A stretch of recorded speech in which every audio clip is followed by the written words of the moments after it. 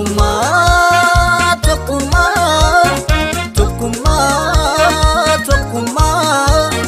Yaa ilmaanii Oromoo tokkummaa, tokkummaanii humna tokkummaa. Waamicha torbaan hawaasa Oromoo Siwiidin bara 2026 uummata Oromoo biyya Siwiidinii fi guutuu Awurooppaa keessa jirtan hundaaf kabajaan jechuun torbaan hawaasa Oromoo Siwiidin jechuun ayyaana aadaa, afaan, seenaa fi eenyummaa Oromoo walitti fidu tokkummaa hawaasaa cimsuuf walqunnamtii uummataa jabeessuudha. Sagantaan kun siyaasaa fi amantii irraa bilisa ta'ee Oromoo hundaa kan walitti fidu ayyaana hawaasummaa fi aadaati. Kanaaf guyyaan adoolessa 12 bara 2026 irratti guutummaa jaarmiyaa waldaa Afooshaa fi hawaasa Oromoo Awurooppaa keessa jiran hundaa kabajaan akka irratti hirmaattan isin affeerra.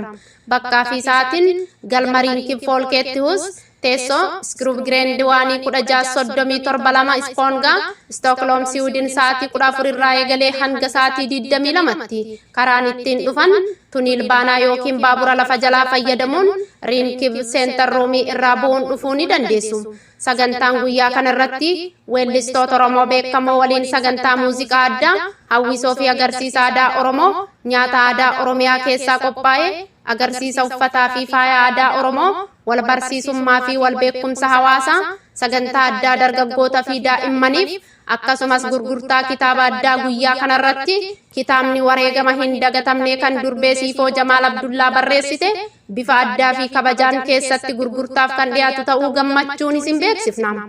Qaamoleen waamicha kanarratti argaman waldaa Maccaa Tuulamaa Siwiidin, Afoosha Booranaa Baarentuu Siwiidin, waldaa Wabii Maccaa, Afoosha Ifa Bilisummaa, hawaasa waliigala Oromoo Siwiidin, waldaa Sikkoo Mandoo, waldaa hawaasa Oromoo Iskaan, waldaa hawaasa Oromoo Harargee Siwiidin, Afoosha Shanangibee, hawaasa gurmuu Oromoo Siwiidin, Afoosha Oromoo Gootborg, waldaa warra Waangeella Oromoo Stookholm. Ergaa tokkummaa ayyaanni kun kan Oromoo hundaati. Kan garee siyaasaa, amantii, gosaa yookiin ilaalcha adda addaa irratti hundaa'e osoo hin taane kan afaan, aadaa, seenaa fi eenyummaa Oromoo irratti hundaa'edha.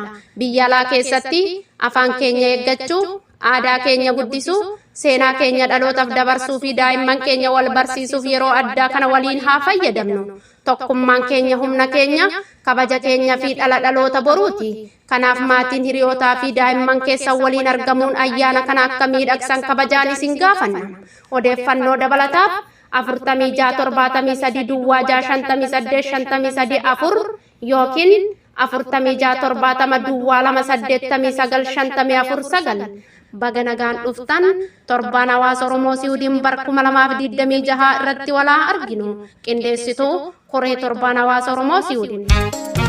Tokkummaa, tokkummaa, tokkummaa, tokkummaa.